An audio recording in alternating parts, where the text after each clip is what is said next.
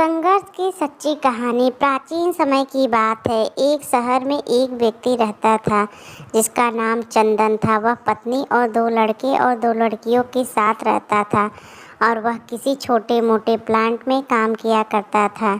चंदन और उसकी पत्नी खुशी खुशी अपना जीवन व्यतीत कर रहे थे।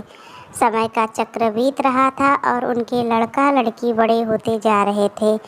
जब उसकी बड़ी लड़की कक्षा 5 में पढ़ रही थी, तभी एक दिन स्कूल की छुट्टी के समय जब वह लड़की सीढ़ियों से नीचे उतर रही थी, तभी पीछे से किसी लड़की से धक्के लगने पर वह सीढ़ी से नीचे गिर गई, जिसके कारण उसके पैर में चोट आ गई। जब लड़की घर पर लंगड़ते हुए आई तो उसके पिता ने पूछा क्या हुआ। तभी लड़की ने उन्हें पूरी बात बताई। पिता ने सोचा छोटा मोटा और चोट है और यह सोचकर उसने अपनी बेटी से कहा कि इसे गर्म पानी से सेक लो, ठीक हो जाएगा। कुछ दिन बीतने के बाद लड़की का पैर फूलने लगा और उसे चलने में दिक्कत होने लगी।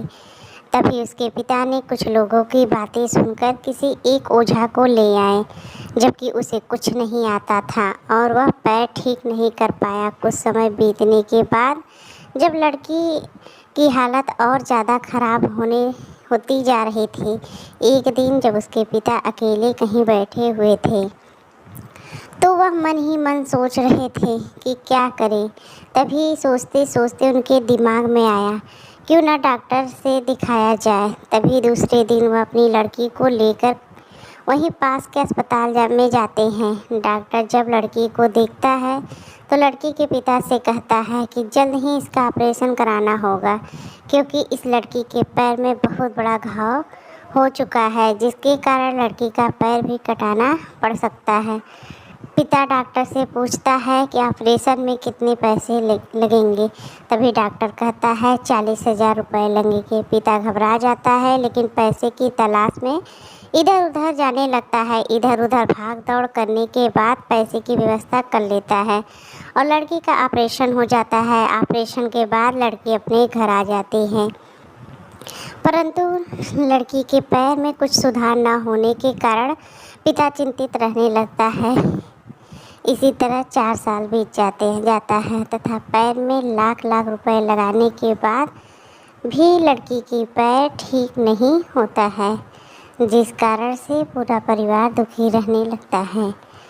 कुछ समय बीतने के बाद लड़की का विवाह हो गया और लड़की के जीवन में खुशहाली आ गई। पिता सोचता है कि अब सब कुछ ठीक हो जाएगा। संघर्ष का दौर खत्म हो गया, परंतु किस्मत को कुछ और ही मंजूर था। एक दिन जब वह बाजार जा रहा था, तभी पीछे से किसी ट्रक के द्वारा उसका एक्सीडेंट हो गया, जिसके कारण उसके सर में गंभीर चोट आई। चंदन महीने तक बिस्तर पर ही रहा। महीने के बाद ठीक होने पर वह सोचा कि अब सब कुछ ठीक हो जाएगा। तभी उसकी पत्नी का स्वास्थ्य खराब होने लगा और वह बीमार पड़ गई। यहाँ वहाँ छोटे डॉक्टरों को दिखाने के बाद तबीयत और बिगड़ गई, जिसके कारण उन्हें वाराणसी के बीएचयू अस्पताल में ले जाना पड़ा।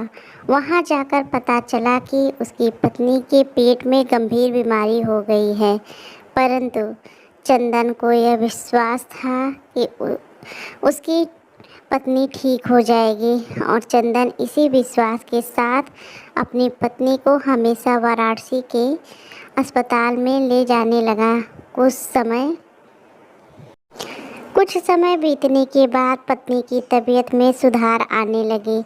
चंदन सोचा कि अब सब कुछ ठीक हो जाएगा। एक बार जब वह अपनी पत्नी को वाराणसी के अस्पताल में ले गया, डॉक्टर ने सभी रिपोर्ट को देखते हुए कहा सब कुछ ठीक है। चंदन बहुत ही खुश हुआ और वह अपने पत्नी के साथ अपने शहर वापस आ गया। अगली सुबह सब कुछ ठीक था। चंदन का बड़ा और छोटा बेटा दोनों स्कूल चले गए और चंदन अपने काम पर चला गया। बड़ा बेटा स्कूल में सोच रहा था कि चलकर माँ से कुछ बातें करेंगे। तभी 1 बजे उसका मित्र आता है और कहता है कि चलो, तुम्हारी माँ की तबीयत खराब हो गई है। बड़ा बेटा दौड़ता हुआ अपने घर की तरफ आता है। तब तक बहुत देर हो गई होती है। उसकी माँ की मृत्यु हो चुकी होती है। बेटा माँ को देखते ही फूट फूट कर रोने लगता है और वह अपनी माँ का अंतिम संस्कार करता है। साल तक पूरा परिवार दुखी ही रहता है। कुछ समय बीतने के बाद दुखों के बादल छट जाते हैं और चंदन अपने लाडला और लाडली के साथ सुखमय जीवन बिताने लगता है। आज उसका परिवार खुशी जीवन जी रहा है। दोस्तों, जीवन में सुख और दुख दिन और रात की तरह होते हैं, जो कभी अस्थायी नहीं रहते हैं। इसीलिए दुख के साथ में कभी हिम्मत नहीं हारना चाहिए तथा सुख के साथ कभी अहंकार नहीं करना चाहिए। इसीलिए कहा जाता है, जीवन का दूसरा नाम संघर्ष है। डॉक्टर APJ अब्दुल कलाम के प्रेरणादायक जीवन की कहानी।